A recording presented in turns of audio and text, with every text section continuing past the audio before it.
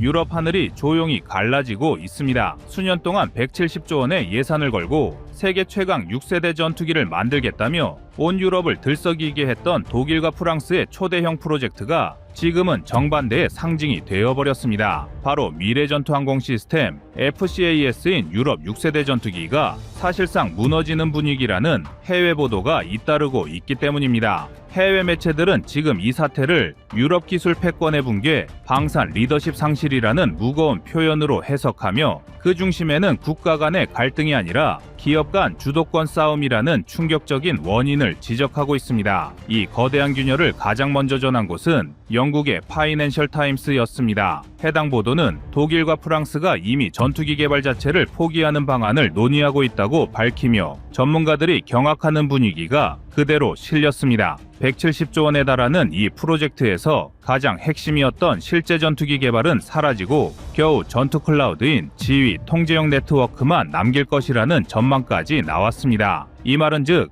유럽이 6세대 전투기 개발 경쟁에서 사실상 탈락하는 순간이 될 수도 있다는 겁니다. 그리고 이건 단순한 유럽 내부의 이슈로 끝나지 않습니다. 세계 항공시장의 흐름이 완전히 바뀌는 신호이기 때문입니다. 그런데 놀랍게도 이 격변의 중심에서 떠오르는 국가가 있습니다. 바로 대한민국입니다.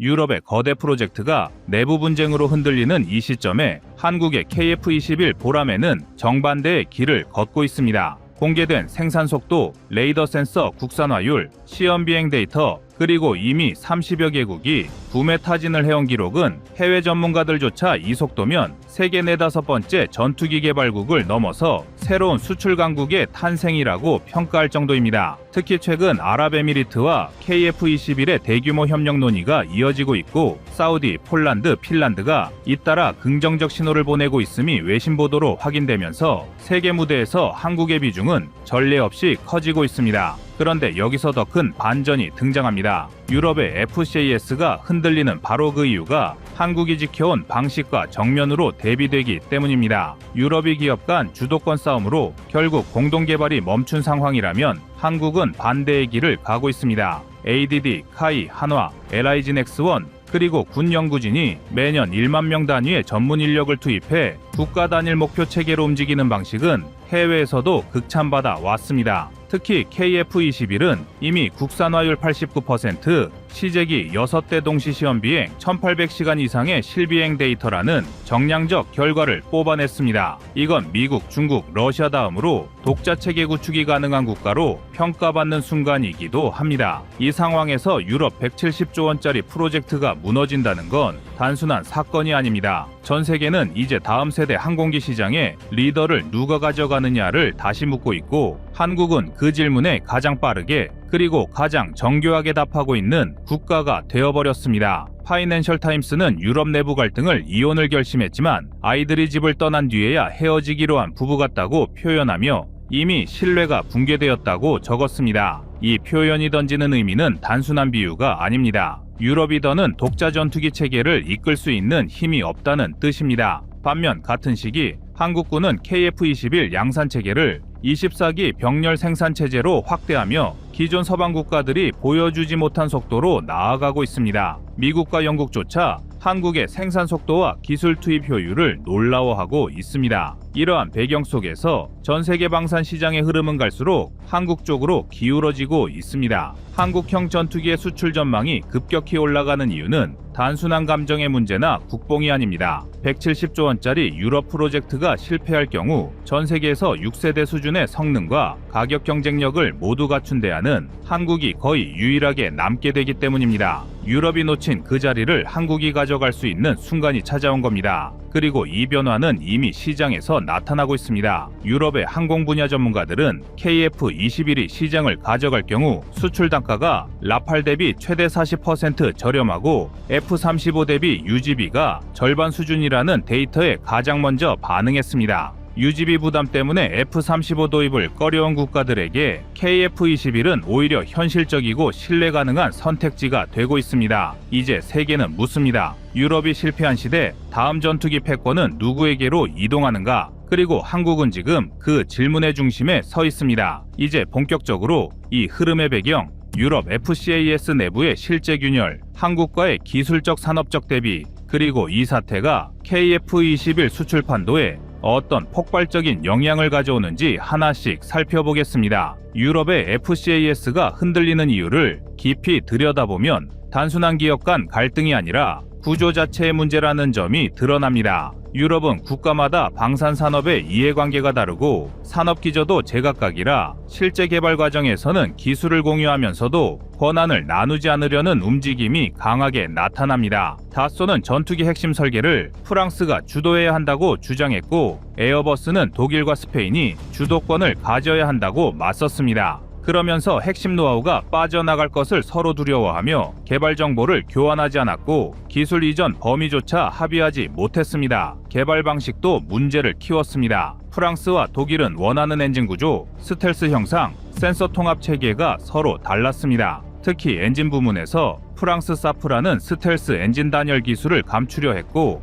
독일 MTU는 기술 접근 제한에 반발했습니다. 해외 보도는 이 갈등이 극에 달해 기술 분담 협상이 2년 이상 정체됐다고 밝히고 있습니다. 실제로 독일 연방군 대학 쪽 전문가들도 협상 구조 자체가 성립할 수 없다고 평가했습니다. 이런 상황에서 FCAS가 선택한 차선책은 전투 클라우드 협력인데 이것조차도 설계 철학이 갈립니다.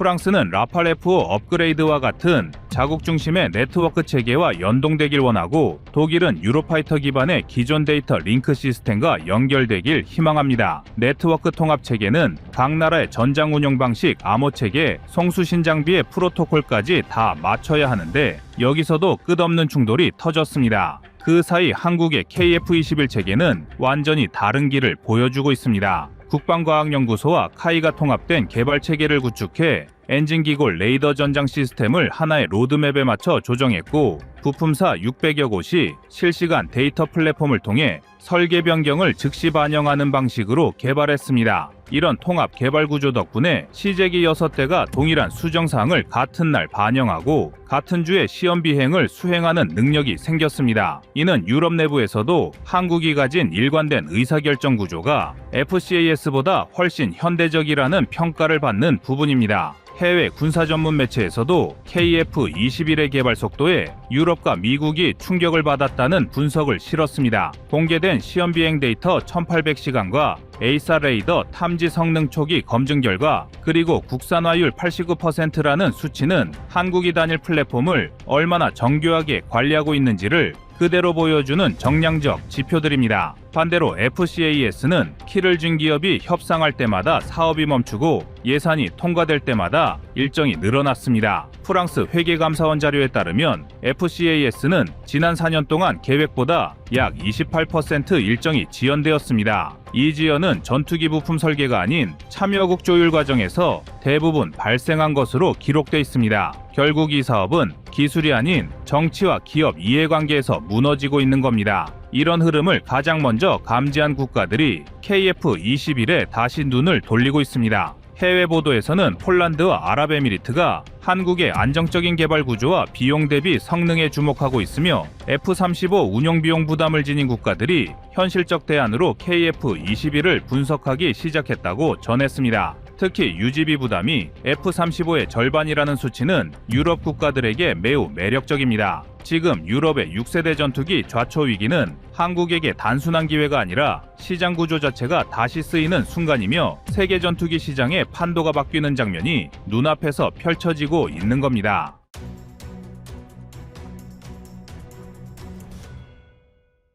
다음은 25년 3월 20일 KF-21 1200억 영상입니다.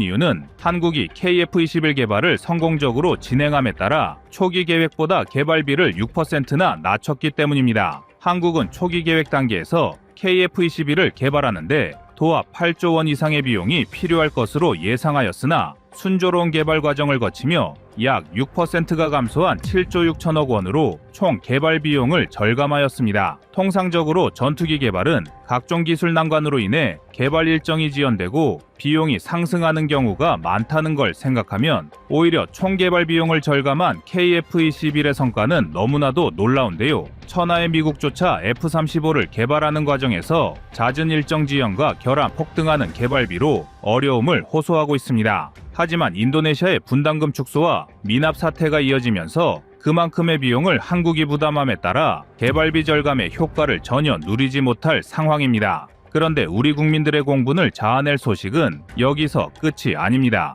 인도네시아의 국영 항공기업이 2026년부터 KF-21의 본격적인 생산에 돌입할 것이라 밝히며 김칫국을 들이켜고 있는데요. 해당 기업은 KF-21의 분담금 문제를 질문받자 해당 문제는 자신들의 소관이 아니며 정부의 최종 결정을 지켜보며 이를 따를 것이라 회피하였습니다. 물론 해당 기업의 의견이 완전히 틀린 것은 아닙니다. KF-21의 분담금 문제는 양국의 정부가 주도하는 것이지 현지 업체가 결정할 수 있는 문제는 아닙니다. 다만 여전히 분담금 축소와 미납 사태가 해결되지 않는 상황에서 인도네시아 항공기업이 KF-21 생산 계획만을 거론하는 것은 한국에 대한 일말의 예의마저 찾아볼 수 없는 발언인데요. 그래서 준비했습니다. 오늘은 KF-21의 구멍, 난 분담금을 채우려는 한국의 노력과 KF-21 생산에 참여하려는 인도네시아의 현지 기업 소식에 대해 자세히 알려드리겠습니다.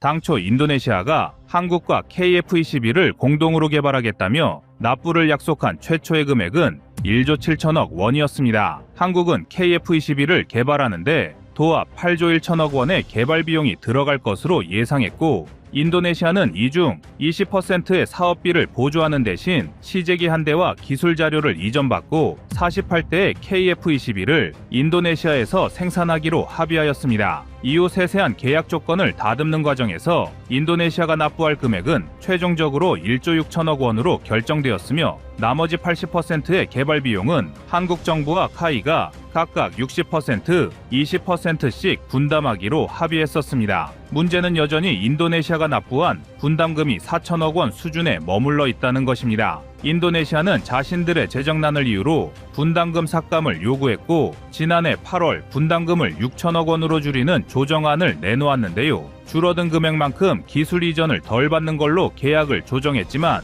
2024년까지 납부해야 할 인도네시아의 분담금은 아직도 2천억 원에 육박하며 연평균 1천억 원 이상을 납부해야 합니다. 그러나 2016년부터 2024년까지 매년 납부된 분담금을 살펴보면 1천억 원 이상을 납부한 경우는 단두 차례 2019년과 2024년에만 이루어졌으며 아예 한 푼도 내지 않은 경우는 2018년을 비롯하여 3차례가 넘습니다. 따라서 2025년과 2026년에 나머지 자녀 분담금이 완벽하게 납부되지 않을 위험성도 고려하지 않을 수 없는데요. 더군다나 인도네시아는 미납금 납부를 촉구하는 한국의 서한에도 묵묵부답으로 일관하고 있습니다. 한국은 지난해부터 올해 초까지 KF-21 문제 해결을 위한 공식 서한을 10여 차례나 인도네시아에 보냈습니다. 하지만 인도네시아 국방부는 단 3차례만 답신을 보냈으며 그중 2건은 인도네시아 기술진의 자료 유출 사건에 대한 내용이었습니다. 그리고 나머지 한 건은 분담금을 6천억 원으로 수정해달라는 내용이었으며 미납금 해결을 위한 노력이나 양국의 신뢰를 회복할 만한 답신은 전혀 보내지 않았습니다. 결국 여전히 KF-21의 공동개발금 납부는 마치 시한폭탄처럼 남아있는 상황인데요. KF-21의 개발 사업이 2026년에 마무리될 예정인데 아직도 이러한 미납 문제가 해결되지 않았다는 건 통탄할 일입니다. 여기에 인도네시아가 할인받은 나머지 1조 원의 분담금은 결국 우리 대한민국이 고스란히 떠안게 되었습니다. 그나마 다행인 점은 KF-21의 총개발 비용이 절감되면서 한국이 4,700억 원 수준의 금액만 추가로 사용하면 된다는 것입니다. 4천억이 넘는 금액을 추가로 사용하면서도 이걸 다행으로 여겨야 하는 웃지 못할 상황이 만들어진 것인데요. 특히 카이가 추가 납부할 1,200억 원은 상당히 아쉬운 상황입니다. 카이의 작년 영업이익은 약 2,400억 원인데 전투기 개발로 인해 1,200억의 추가 지출이 발생한다는 건 그만큼 한국 방산기업의 금전적 부담이 결코 작지 않다는 것을 의미합니다. 더욱이 필리핀, 사우디아라비아 등에서 KF-21 도입에 관심을 보내는 현 시점에서 개발 비용 부담이 추가된다면 한국은 KF-21의 수출 성과를 올리게 되더라도 실질적인 이익은 그리 크지 않게 될 여지도 있는데요.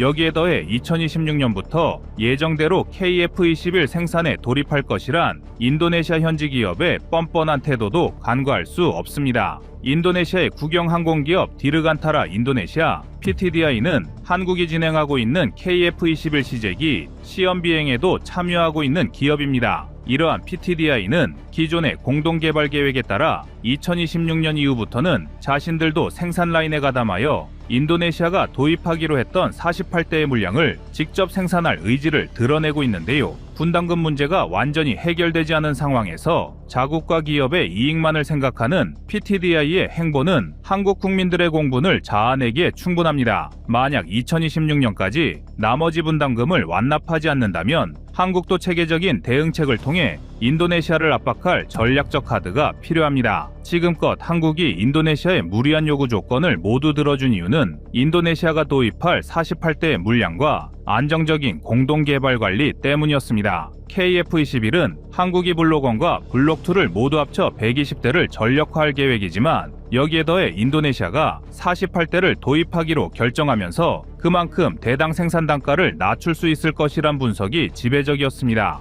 또한 전투기 개발의 후발주자였던 한국이 KF-21을 개발하자마자 곧바로 수출 실적을 올리게 된다면 이를 통한 홍보 효과가 상당할 것으로 판단되어 인도네시아의 48대 도입 물량을 손쉽게 포기할 수 없었던 것도 사실입니다. 또한 한국이 본격적으로 해외 파트너와 공동 개발을 알린 첫 프로젝트가 KF-21이었다 보니 향후 다른 무기체계 개발에서 더 많은 파트너를 확보하고 한국의 공동 개발 관리 역량을 보여주기 위해서라도 인도네시아를 쉽게 내쳐서는 안 된다는 주장도 있었는데요. 하지만 인도네시아가 계속해서 신뢰를 회복하지 않으려 한다면 우리 대한민국도 이를 더 이상 기다려줄 필요가 없습니다. 한국이 필리핀과 사우디아라비아 등을 확실한 고객으로 만들고 KF-21의 수출 물량을 증대할 수 있다면 인도네시아가 도입하기로 한 48대의 물량이 없더라도 충분히 KF-21의 대당 단가를 낮추고 가격 경쟁력을 확보할 수 있습니다. 또한 중동 국가들은 전 세계 방산 시장에서 가장 많은 무기 도입을 시도하는 곳이기 때문에 KF-21의 홍보 효과도 인도네시아보다는 사우디아라비아가 훨씬 더 우수할 것으로 전망됩니다. 따라서 한국이 적극적으로 KF-21의 수출 확대를 시도하고 다른 대안을 고려한다면 더 이상 인도네시아에 끌려다닐 필요가 없어진다는 뜻인데요. 여기에 필리핀 등 동남아시아에서 찾을 수 있는 KF-21의 다른 파트너도 많습니다. 최근 동남아시아 국가들은 중국과의 군사분쟁 위험이 높아짐에 따라 과거와 달리 중국산 무기의 비중을 줄이고 그만큼 한국산 무기의 도입 비중을 늘리고 있습니다. 더군다나 필리핀은 FAO-10을 비롯하여 각종 호위함을 연달아 도입하면서 한국과의 방산 협력이 매우 두터운 나라입니다. 그렇기 때문에 필리핀은 최대 40대의 다목적 전투기를 도입하려는 자국의 공군 현대화 사업에 KF-21을 주요 후보로 올려놓고 있으며 중국 전투기와 효과적인 교전 수행이 가능한 전투기 도입에 총력을 기울이고 있는데요. 필리핀이 경제력 측면에서 인도네시아보다 뒤떨어지긴 하지만 한국과의 신뢰도와 파트너십 측면에서는 KF-21의 주요 수출 활로가 될 수 있습니다. 그래서 한국은 더더욱 인도네시아의 소극적인 자세로 일관해서는 안 됩니다. 비록 한국이 이러한 공동개발을 제대로 진행한 경험은 이번이 처음이고 그래서 미흡한 부분이 엿보였다는 건 아쉬운 요소입니다. 하지만 실패 사례나 개선점을 되짚어보고 다음 전략을 준비하는 것은 우리 대한민국의 방위산업에 반드시 필요한 일입니다. 한국이 인도네시아와 불거진 문제들을 어물쩍 넘어가게 된다면 향후 다른 무기를 개발하는 과정에서 비슷한 문제가 발생하지 말라는 법은 없는데요. 우리가 이번 문제에 대한 대안을 정확하게 수립하지 않는다면 유사한 문제가 발생하여도 효과적으로 대응하지 못할 수밖에 없습니다. 따라서 한국은 KF-21의 개발이 완료되는 2026년까지 인도네시아가 일으킨 문제를 정확하게 따져보고 책임을 물은 뒤 재발 방지를 위한 보완책까지 심도 깊은 논의를 이어가야 합니다. KF-21은 지금껏 1000번의 시험 비행에도 별다른 사고가 발생하지 않았으며 개발 지연과 개발비 폭등이라는 문제조차 없었던 완벽에 가까운 과정을 보여준 최신 전투기입니다. 유일한 오게티는 결국 인도네시아의 파행이었는데요. 부디 2025년에는 이러한 문제를 잘 해결하고 KF-21의 실전 배치가 순조롭게 이어지길 기대하겠습니다.